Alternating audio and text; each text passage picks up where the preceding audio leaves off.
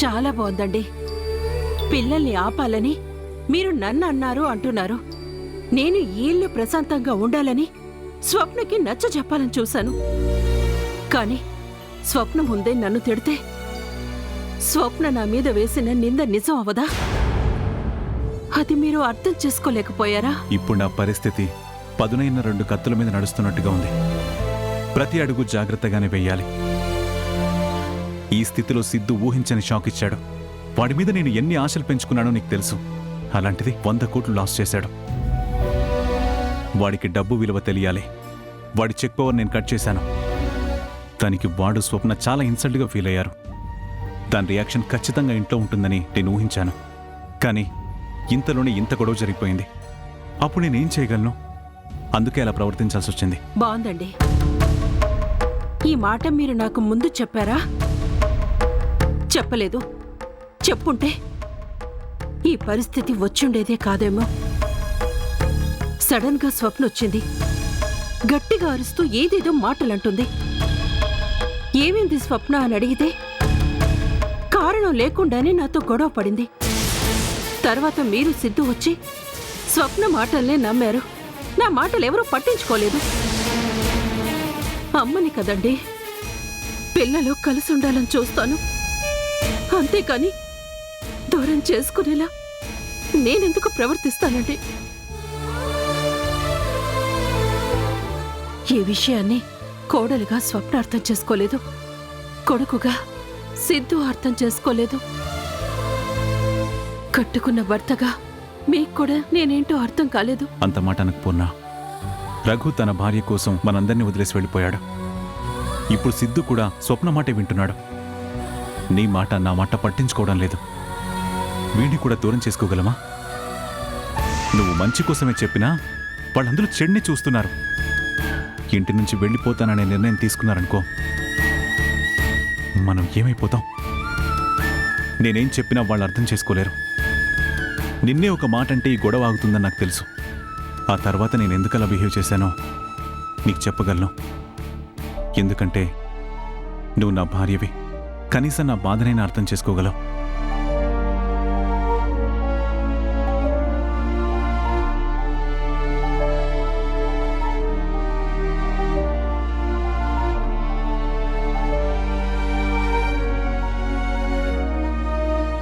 ఉదయం నుంచి నువ్వు అసలేం తినలేదు. ఇదేనా తిను. మీరు తిన్నారా? ఇద్దరికి తీసుకొచ్చాను.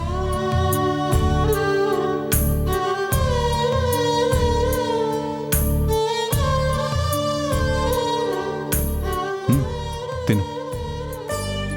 ఏమండి, ఇంత గొడవ జరిగాక వాళ్ళు తిన్నారో లేదో వాళ్ళని కూడా పిలుస్తానండి. వద్దు పూర్ణ. మన కోసం ఆకలితో ఉండేవాళ్ళు కార్లే. వాళ్ళు ఎప్పుడో తినేసుంటారు. ఇప్పుడు పిలిస్తే మరోసారి గొడవ పెడతారు. కొన్నాళ్ళు ఈ దూరాన్ని ఇలాగే ఉండి వాళ్ళకు కూడా కోపం తగ్గుతుంది. అప్పుడు అందరం కలిసి ఆనందంగా ఉండొచ్చు. తిను.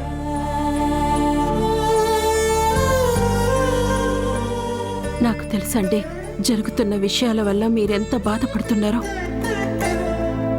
ఆడదాన్ని కాబట్టి నా బాధ కన్నీళ్లతో బయటికి చెప్పుకోగలిగాను. మీకు ఆ అవకాశం కూడా లేదు. కొండంత బాధనైనా మీరే గుండెల్లో దాచుకోవాలి. ఈ ఇంటికేదో అయ్యింది. మళ్ళీ ఈ ఇల్లు మామూలు పరిస్థితికి వచ్చేది ఎప్పుడు?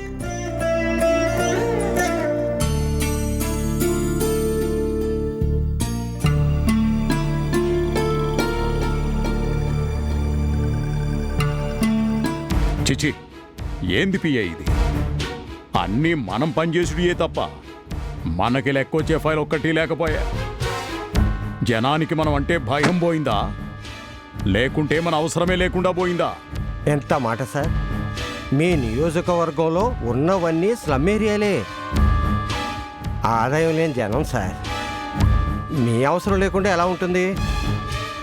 కాకపోతే అక్కడి నుంచి వచ్చేదంతా చిల్లరే. మొత్తం లెక్క పెట్టి ఒకేసారి పెద్ద లెక్క మీకు ఇద్దామని ఆ ఫైల్స్ అన్నీ పక్కన పెట్టాను.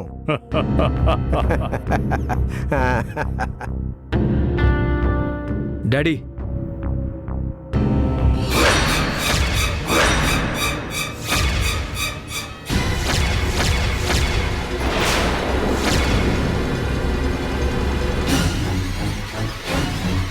ఏంది బేట ఈ దెబ్బలేంది? పొద్దున బానే వెళ్ళావు కదా, ఇప్పుడేమైంది? ఏమ్రా, ఎవరు మాట్లాడరేంటి? కార్ యాక్సిడెంట్ అయిందా లేక కాలేజీలో ఏమైనా గొడవ అయిందా? చెప్పుర్రా. దేవరాజ్ కొట్టాడు డాడీ.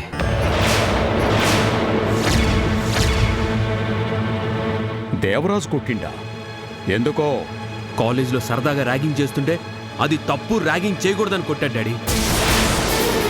నిజంగా ర్యాగింగే చేశారా లేక రాంగ్ ఇంకేదైనా చేశారా? అంటే మ్యాటర్ దేవరాజు దాకా వెళ్ళింది అంటే విషయం చిన్నదై ఉండదే అని. నువ్వు నోర్మై. ఉమ్, చదువుకునే పిల్లల దగ్గర మ్యాటర్ ఏముంటుంది? ఒకవేళ ఉన్నా నాకు చెప్పాలి గాని నా కొడుకును కొట్టుడేంది? నేను కూడా అదే అడిగాను డాడీ. నువ్వు మా డాడీ మనిషివి, కాలేజీలో ఏదో సరదాగా మేము ఉంటాము, నీకు కాలేజీకి ఎటువంటి సంబంధం లేదు అని. నన్ను కొట్టడానికి నువ్వు ఎవరు, ఎందుకు వచ్చావు, ఏదన్నా ఉంటే మా డాడీతో మాట్లాడడానికి కూడా చెప్పాను డాడీ. అంత చెప్తే ఏమన్నాడు? నా దెబ్బలు చూస్తుంటే అర్థం కావట్లేదా డాడీ ఏమని ఉంటాడో? మీ డాడీ ఎవడ్రా? ఇదంతా దేవరాజ్ అడ్డ. నేను కొడితే పడాలి, తిడితే వినాలి, అంతేగాని ఎందుకు చేస్తున్నావు నన్ను అడగకూడదు. అది నువ్వైనా నీ బాబైనా ఇంతే అన్నాడు డాడీ.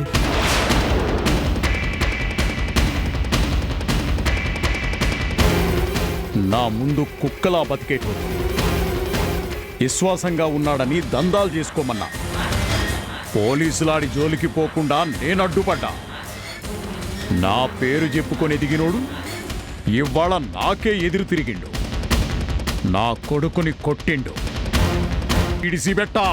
అది కష్టం అనుకుంటాను సార్. దేవరాజ్ ఇప్పుడు మీ మాట వినే పరిస్థితిలో లేడు.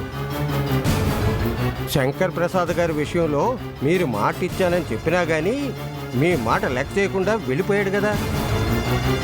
అర్థమైపోలా? మీకు ఎదురు తిరగాలి అని నిర్ణయానికి వచ్చినట్టున్నాడు. అందుకే ఈసారి డైరెక్ట్గా మీ కొడుకునే టార్గెట్ చేశాడు. మీరు ఇలాగే వదిలేసినట్టయితే దేవరాజు ఇంకా రెచ్చిపోతాడు. ఆడికి రౌడీజం మాత్రమే తెలుసు, నాకు రాజకీయం తెలుసు.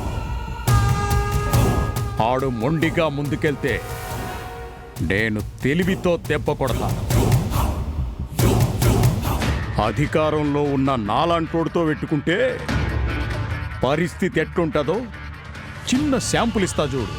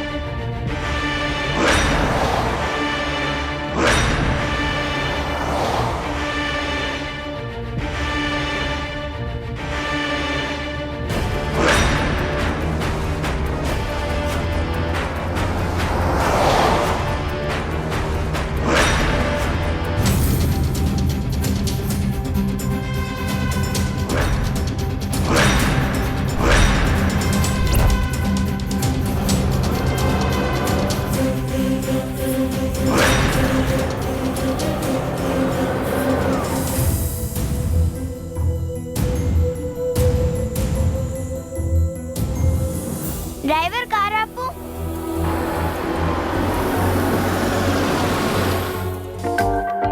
ఏంటి తల్లి, కారు ఎందుకు ఆపమన్నావు? అదిగో అక్కడ ఐస్ క్రీమ్ బండి ఉంది కదా, నాకు వెనలా ఐస్ క్రీమ్ తీసుకురా. సరే అమ్మా, నువ్వు మాత్రం కారు దిగకు. మ్మ్.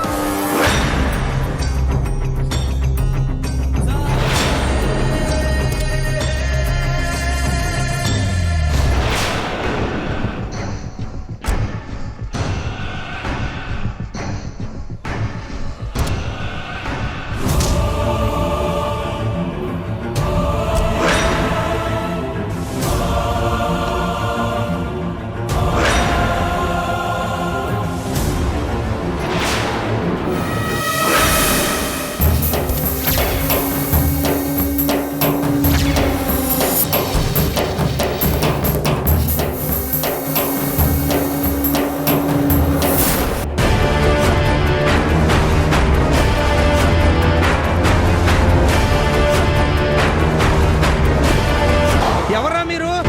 పాపను ఎక్కడికి రా తీసుకెళ్తున్నారు?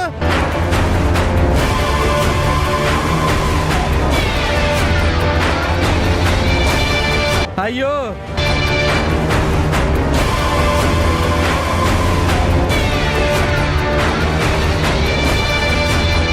పాపను ఎత్తుకుపోతున్నారు సార్. ఏమైంది? మా ఓనర్ గారి పాప సార్ ఐస్ క్రీమ్ కొనమనింది. తీసుకొచ్చే లోపు ఎవరో పాపను ఎత్తుకుపోతున్నారు సార్. మీకు దండం పెడతాను సార్, ఎలాగైనా కాపాడండి సార్. ఎటెళ్ళారు? అదిగో ఆ కారులోనే తీసుకెళ్తున్నారు సార్. నువ్వేం భయపడకు, ఆ పాపకి ఏమీ కాదు, నేను తీసుకొస్తాను. అలాగే సార్.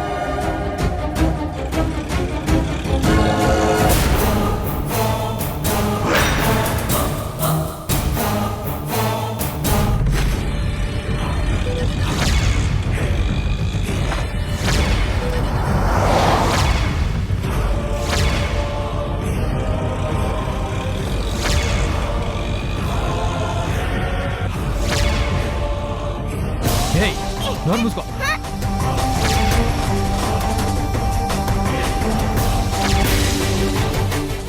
వదలను. గమ్మున కూర్చోమని చెప్పాను కదా.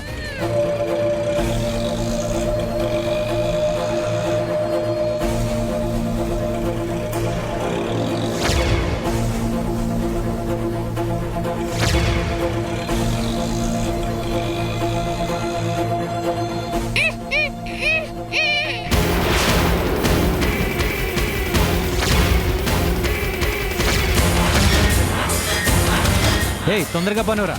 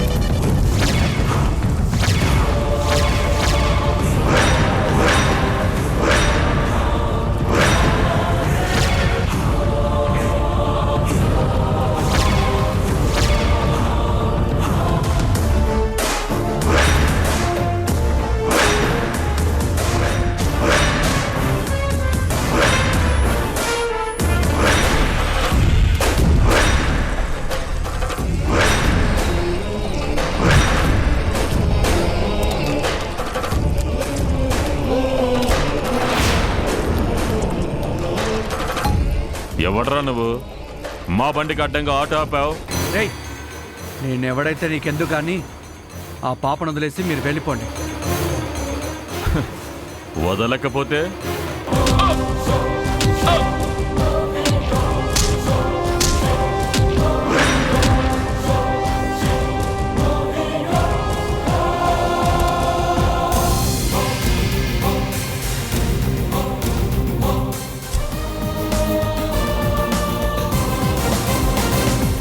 ఎడవకమ్మా, నీకేం భయం లేదు, వాళ్ళు ఇంక రారు.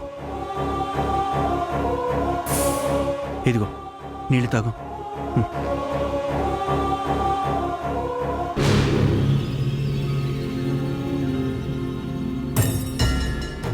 మీ ఇల్లు ఎక్కడా?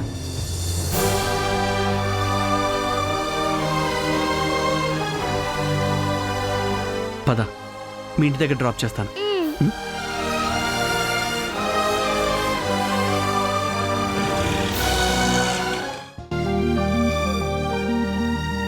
అవును, నేను వచ్చి ఇంతసేపు అయింది, నా చిట్టి తల్లి కనిపించట్లేదు.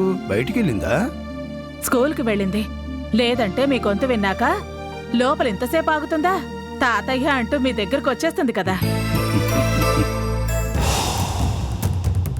దేవరాజ్ అన్న,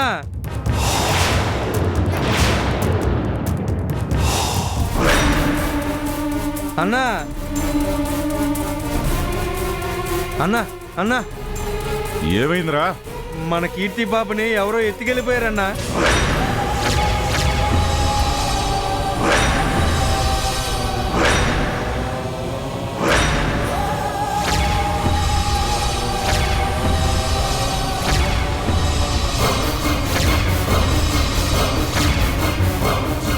పాపరెత్తుకు పట్టవేంట్రా? నువ్వేం చేస్తున్నావు?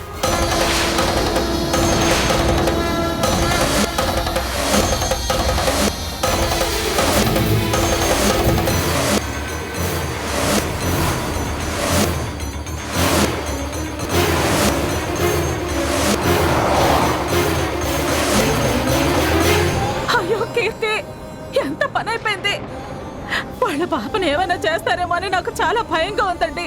తొందరగా ఏదో ఒకటి చెయ్యండి. నువ్వు భయపడకు సుమతి. నా కూతురు మీద చేసిన వాడిని ముక్కలుగా నరికేస్తాను. బాలాజీ, సిటీలో మన వాళ్ళందరికీ ఫోన్ చేయి. సిటీ మొత్తం జల్లెడ పట్టించు. 10 నిమిషాల్లో కీర్తి పాప ఎక్కడున్నా దొరకాలి. అయిపోయారు. రే బండి తీయండిరా. ఆగుదేవా,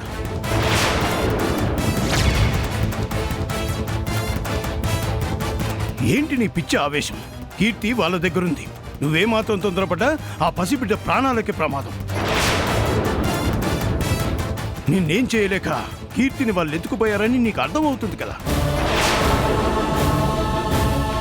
దీన్ని బట్టి ఆలోచిస్తే నువ్వు వేసే ప్రతి అడుగు వాళ్ళు గమనిస్తూనే ఉంటారు. ఇది అందరికీ చెప్పే విషయం కాదు. ఏం చేసినా ఆలోచించి అడుగు వేయాలి. పాపను వెతికి పట్టుకోవాలి.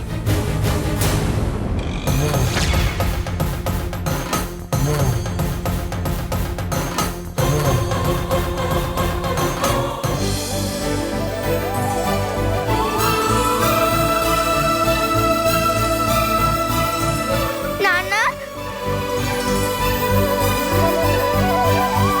నాన్న, కీర్తి,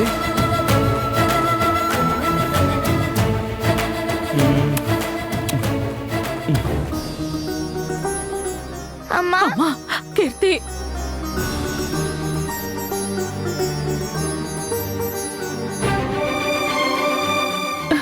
నీకేం కాలేదు కదా? నాకేం కాలేదమ్మా. చిట్టి తల్లి, నిన్ను ఎవరు ఎత్తుకెళ్లారని డ్రైవర్ చెప్పాడు. ఎలా తప్పించుకున్నావమ్మా? నేను తప్పించుకోలే తాతయ్య, నన్ను ఆ అన్న రక్షించాడు. అన్నా? ఎవరమ్మా? అదిగో ఆ అన్నే రౌడీల్ని చితక్కొట్టి నన్ను తీసుకొచ్చాడు.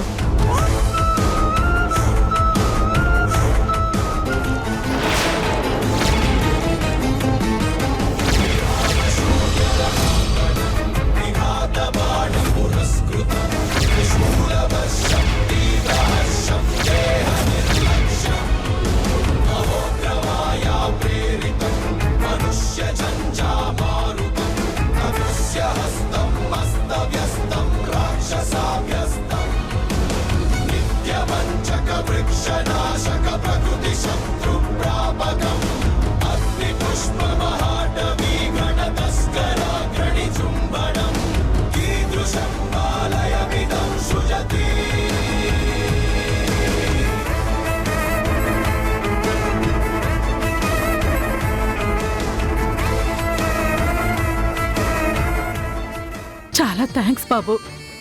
నువ్వు కాపాడింది నా ఒక్క కూతుర్ని కాదు, ముగ్గురు ప్రాణాల్ని.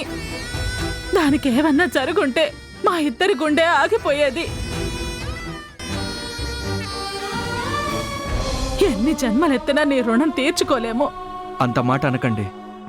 నా కళ్ళ ముందు ఏ అన్యాయం జరిగినా నేను సహించలేను. అలాంటిది పసిపాపను ఎత్తుకుపోతుంటే ఎలా వదిలేస్తాను? అందుకే వాళ్ళ గట్టిగా బుద్ధి చెప్పి పాపను తీసుకొచ్చాను. ఇంకేం భయం లేదు. లోపల తీసుకెళ్ళండి. తీసుకెళ్ళు.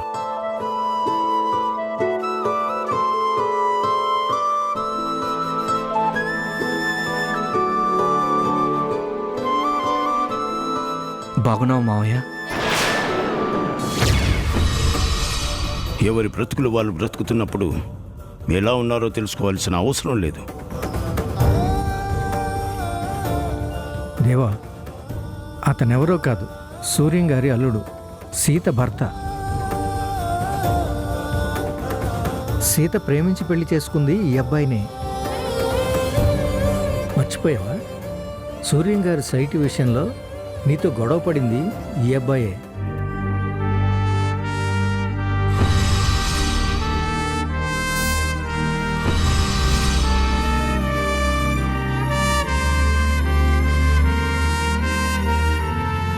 చాలా థ్యాంక్స్ రఘు. మన పరిచయం గొడవతోనే మొదలైన నా కూతుర్ని కాపాడి నాకు ఆప్తుడవయ్యా. ఈ రోజు నుంచి నువ్వు ఈ దేవా మనిషివి. దేవా, నాకు కొంచెం పనుంది, నేను మళ్ళీ కలుస్తాను. ఆగు దోస్త్. చూసావా దోస్తి విచిత్రం? మన ఇద్దరి పరిచయం గొడవతో మొదలైంది, కానీ ప్రాణంగా మారింది. ఇప్పుడు రఘు విషయంలో కూడా అదే జరగబోతుంది. అంతేకాదు దోస్త్, నువ్వు రఘు ఇద్దరు నా కూతురునే కాపాడారు. మీరిద్దరూ నా కోసమే పుట్టారు దోస్త్. ఏమంటావు? ఎవరి దారులు వాళ్ళే దేవా. ఒకరితో ఒకరిని కలిపి చూడకు, కలపాలను కూడా చూడకు. వస్తాను.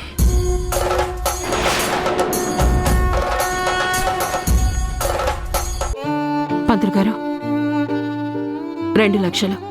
ఇక మీ ఏర్పాట్లు మీరు చేసుకోండి. తీసుకోండి.